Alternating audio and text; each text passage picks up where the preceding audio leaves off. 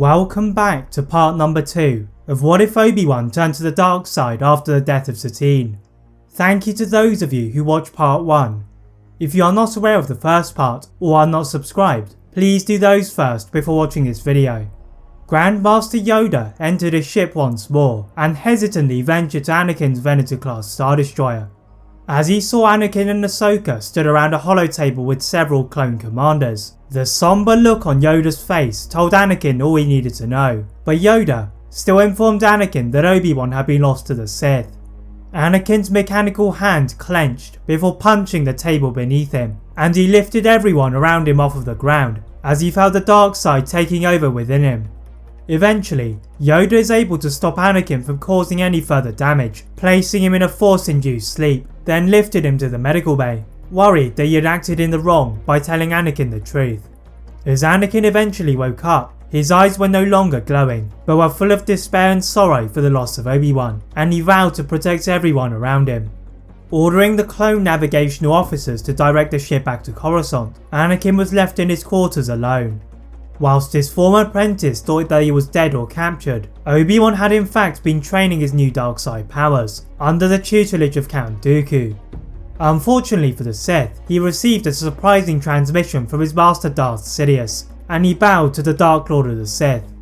Obi-Wan hid in the shadows of his castle, and saw Dooku lifted into the air with the Force from across the galaxy, as Sidious sensed some form of treachery. Dooku pleaded with his master that this was not true, and Sidious would soon arrive to determine the truth. Even without the orders of his new master, Obi-Wan left quickly in his ship, and soon the space that he had occupied is replaced by that of General Grievous's starfighter. Dooku had cleverly decided to use Grievous as a potential sacrifice, were his master to truly detect his treachery, and soon he would find out, as Sidious's shuttle landed outside of his palace.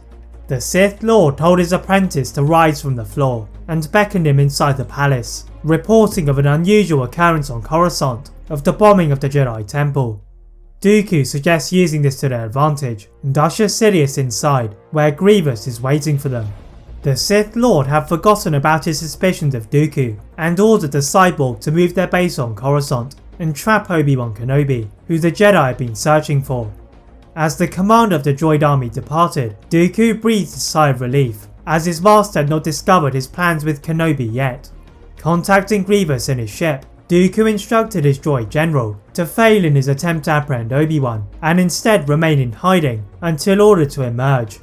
Back on Coruscant, the Jedi had in fact diverted most of their resources into discovering the assailant behind the bombing of the Jedi Temple, resigned to losing Obi-Wan, but not Anakin Skywalker and Ahsoka Tano. The two Jedi had refused to give up, and they decided that if Yoda had been right about Obi-Wan being in the hands of the Sith, they would find one. The clones of the 501st Legion and 212th Battalion gather together, and Anakin divides them to search the galaxy for Dooku. Placing themselves above Coruscant, they receive a transmission from Commander Cody of an attack on their fleet, and worryingly, they recognise the attack strategy to be one of Obi-Wan's.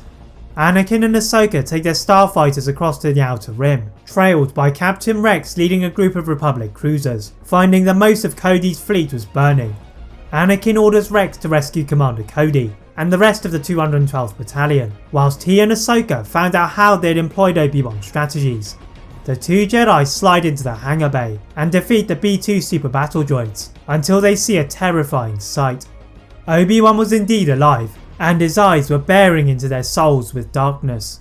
Anakin could not believe that his rule-abiding master had turned to the dark side, and before he could talk to him, Obi-Wan accused Anakin and the Jedi for causing him a lifelong period of pain. Igniting his blade, he aggressively attacked Anakin, who was taken aback by the slightly different style of lightsaber combat from his old master. Their former master and apprentice countered each other's power, whilst Ahsoka tried to get in any hits she could, before the Jedi managed to push Obi-Wan into a series of flames, created by Rex's fleet. Leaving the burning ship, Anakin and Ahsoka departed into their starfighters, and back to Coruscant, where they are met by an annoyed Master Windu, scolding the two Jedi for leaving the planet. Yoda, on the other hand, asks if Anakin had got the answers that he wanted, and Anakin nodded, finally accepting that Obi-Wan was now a Sith. That is it for part 2 of What If Obi-Wan Turned to the Dark Side After the Death of Satine. If you'd like to see a part 3 soon, please like this video, turn on that notification bell, click that subscribe button on this channel, as well as on my other channel What If Films. And as always, leave a comment on what if you'd all like to see next, and how I can improve my videos. Thank you all very much for watching, and see you next time.